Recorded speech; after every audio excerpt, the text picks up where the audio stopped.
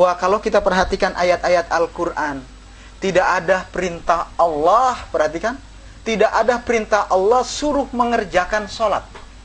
Tapi yang ada yaitu suruh mendirikan, menegakkan sholat.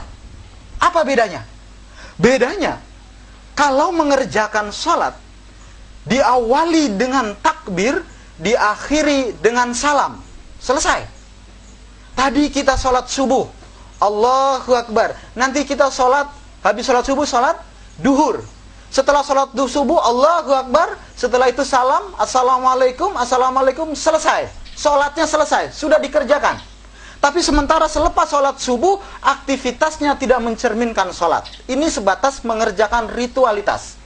Tapi yang dimaksud dengan tadi saudara penanya, saudara Nadi, yang mampu mencegah perbuatan keji dan mungkar itu adalah sholat yang ditegakkan, sholat yang didirikan, yang diawali dengan takbir dan diakhiri dengan takbir lagi. Kita sholat subuh Allahu Akbar, sholat subuh Assalamualaikum, Assalamualaikum, belum selesai sholat. Keluar dari musola, keluar dari masjid, masih tetap sholat. Kapan selesainya? Ketika masuk sholat duhur, Allahu Akbar, selesai sholat subuh. Artinya, jedah antara satu dengan waktu yang lainnya, itu tetap melestarikan sholat. Kita perhatikan, dalam sholat, tidak boleh membuka aurat. Karena apa? Kalau sholat, aurat terbuka, maka batal dan tidak sahnya sholat. Selepas sholat, sampai waktu sholat selanjutnya, aurat tetap kita tutup. Syariat masalahnya. Aurat tetap kita tutup. Sampai kapan? Sampai sholat berikutnya lagi. Kita perhatikan coba. Ketika sholat, lafaz, ucapan yang keluar dari lisan kita itu tidak ada kalimat yang bohong. Mestinya orang yang benar-benar mendirikan sholat, antara waktu sholat satu dengan yang lainnya, tidak mungkin untuk berbohong. Ketika dia berbohong, berarti tidak sholat. Dalam sholat, kalimatnya semuanya doa. Bagus semuanya. Tapi ada kita temui orang yang sholat, tapi kadang-kadang ucapannya tidak mencerminkan sholat. Menyakitkan orang yang diajak bicara. Allah Karim. Ini sholat yang dimaksud dapat mencegah perbuatan yang keji dan mungkar adalah sholat yang didirikan, bukan sholat yang dikerjakan. Bedanya, kalau sholat dikerjakan, diawali dengan takbir, diakhiri dengan salam, setelah itu aktivitasnya tidak mencerminkan sholat. Tapi sholat yang didirikan, yang mampu mencegah perbuatan keji dan mungkar, diawali dengan takbir, setelah itu diakhiri dengan takbir lagi. Terjaga. Dari satu waktu ke waktu yang lain, perbuatannya mencerminkan sholat. Subhanallah ya Pak Ustadz, kalau benar-benar itu bisa didirikan antara waktu satu sholat dengan yang lainnya terus dijaga, kayaknya nggak bakalan ada koruptor dong. Betul. Insya Allah mudah-mudahan ya. Ya. Kita doakan pejabat kita pada sholat. Amin, insya Allah mudah-mudahan ya. Ini cerahan dari hati ibu-ibu juga ya. Nah, pakai satu lagi boleh untuk pertanyaan singkat dari Bunda ya. Silakan Bunda. Assalamualaikum warahmatullahi wabarakatuh. Kita tahu bahwa kandungan dan makna dalam isi Al-Quran itu subhanallah sangat lengkap sekali untuk tuntunan hidup manusia, baik sebagai seorang pemimpin, sebagai seorang politikus, sebagai kita ibu rumah tangga, maupun di dalam bidang apa saja. Subhanallah, sangat bagus sekali. Nah, sementara banyak dari saudara-saudara kita, Pak Ustadz, yang belum bisa membaca Al-Quran.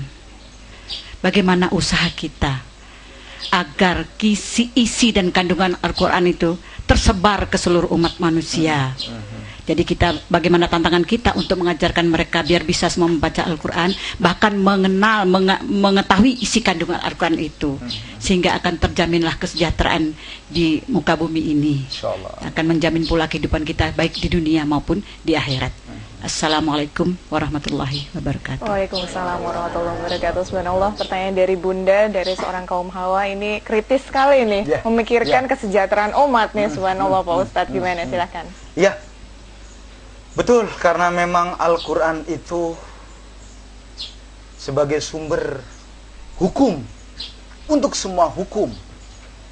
Tapi dalam prakteknya banyak orang yang mengaku dirinya Islam tapi tidak bisa membaca Al-Quran. Karena ini pertanyaannya dari ibu-ibu, ya, untuk ibu-ibu semuanya. Janganlah kita menyuruh anak kita belajar Al-Quran kalau kitanya tidak membaca Al-Quran. Jadi yang dianjurkan itu mengajak untuk belajar Al-Quran. Ini kan yang terjadi banyak. Nak sono ngaji, sementara ibu-ibunya asik nonton sinetron. Begitu. Ini mestinya praktekkan dalam diri kita. Ibu ngaji, nak ayo kita ngaji bareng. Kasih contoh, uswatun hasanah. Madrasatul ula. Ibu itu adalah sekolah pertama. Jangan harap anak kita mampu membaca Al-Quran, gemar membaca Al-Quran, kalau kita sendirinya tidak pernah membaca Al-Quran. Hanya sebatas nyuruh-nyuruh. Jangan disuruh, diajak. Dan ini yang harus kita sadarkan, Ibu. Bahwa ternyata dalam Islam itu mulia sekali. Untuk menuntut ilmu, yuk kita mulai. Tuntutlah ilmu, utlubul ilma minal mahdi ilal lahdi. Tuntutlah ilmu dari geongan sampai ke liang lahat. Ilmu yang lain, ilmu agama. Namun dasarnya adalah Al-Quran. Tuntutlah ilmu dari geongan sampai liang lahat. Jangan disalah tafsirkan. Islam mengajarkan, yuk ajari anakmu selagi masih dalam geongan, masih dalam rahim. Allah karim, ketika masih di rahim sebagai ibu yang soleha, bacakan ayat-ayat suci Al-Quran dengan mengelus-ngelus sang bayi. Ajarkan Al-Quran. Setelah keluar, yuk kita didik dengan Al-Quran.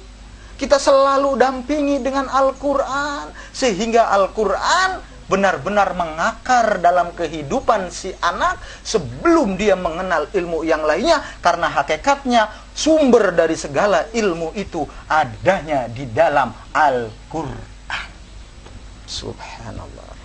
Alhamdulillah Ustadz, ya subhanallah, ini untuk tema kita kali ini begitu menarik dan begitu banyak sebetulnya yang masih ingin terus digali ya. Tapi nampaknya waktu juga dalam mutiara dakwah ini yang membatasi kita. Silahkan Pak Ustadz untuk ditarik kesimpulannya untuk ibadah di setiap saat ini seperti apa? Baik, ya. Jadi memang ibadah di setiap saat itu keharusan kita. Sebagaimana Allah menggariskan dalam surat Az-Zariyat ayat 56.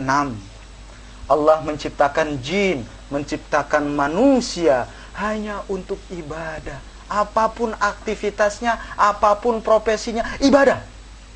Tapi untuk mengiringi aktivitas kita ini biar dinilai oleh Allah sebagai bentuk ibadah, maka harus dilestarikan dalam hidup dan kehidupan kita rumusan S, M, S plus R.